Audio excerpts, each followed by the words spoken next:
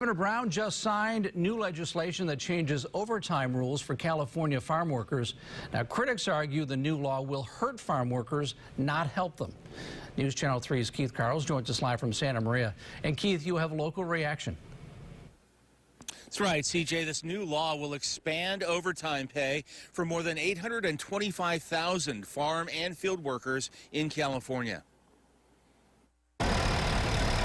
AB 1066 calls for a phase-in of new overtime rules for California farm workers over 4 years, starting in 2019.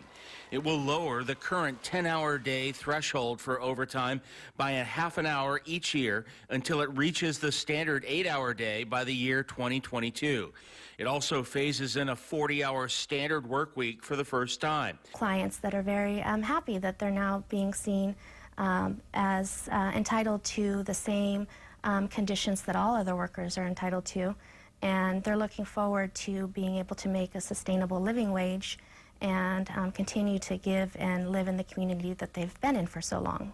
Critics of this landmark legislation say it will ultimately backfire against farm workers in California with shorter work weeks and reduced overall agricultural production. I think that what's going to happen is the farmers only have a couple of choices. One, nobody's going to be able to work overtime even in the middle of a harvest, which is going to make life difficult for both the farmers and the farm workers. So they simply won't be able to afford it.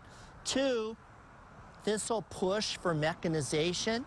And three, if they can't mechanize, I think they're going to end up switching crops towards those that lend themselves to mechanization. We've heard that argument, and it's kind of ironic that in our particular area there's claims of shortage of workers, and we're bringing in H-2A workers, which are workers that don't reside in our community.